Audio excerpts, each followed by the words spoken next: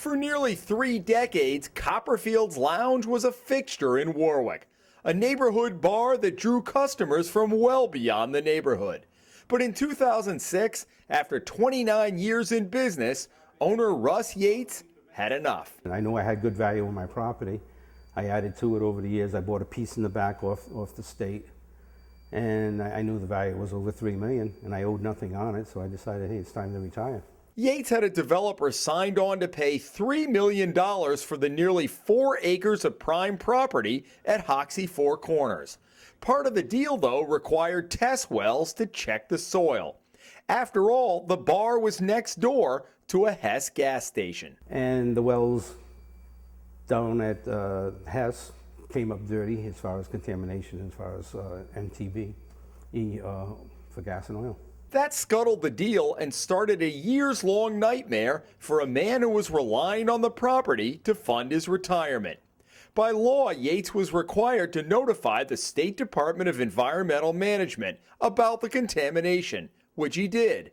The state later determined that Hess was, in fact, responsible for the contamination. Yates admits now he was naive thinking that Hess would take care of the problem on its own. They were a $1 billion corporation. They step up and take care of it and, do whatever they had to do to straighten me out, being that they harmed me and stopped my sale. And he thought the state of Rhode Island, once notified, would do something as well. I didn't hear anything from the state for over a year. Did that surprise you? Yeah. I would think in the next week or two somebody would call me and tell me what I should expect, what I had to do, or what they were going to do as far as following through on Hess. But it sat on somebody's desk, whatever, for a year, and I never heard anything. The state is certainly aware of the situation. This is the file at DEM's headquarters. Officials did not make themselves available for an on-camera interview, but a spokeswoman said the state a year ago ordered the company to take corrective action, and thus far, Hess has spent about $50,000. But for what is unclear. All the time, the clock is ticking. Yates' business is closed and not generating any revenue. And he's on the verge of the city taking his property because he owes $68,000 in back taxes. As for Hess, and they notified my lawyer, don't call them anymore. I was bothering them. What bothers Yates is Hess's latest push for an LNG plant on the waterfront in Fall River. The company has assured the community it will be a good corporate partner in the project. They want to put in this big plant over in Fall River. They haven't even stepped up to the plate and taken care of the responsibilities they have now. They have a responsibility to me to make me whole for what they've cost me.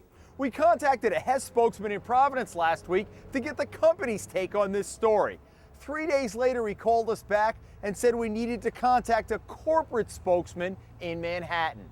When we called his office on Monday, they told us he was out of town traveling.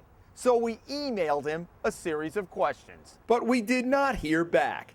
Yates, who hired an attorney, says his legal bills are also growing. I got to hire these people and chase these people and chase the person that contaminated my property. I mean, it's ridiculous. Has anybody from Hess ever stepped forward and said, we acknowledge responsibility, we understand this, we want to help you, or we at least have some part in this? Never. Nothing. In Warwick, Jim Hummel for the Hummel Report.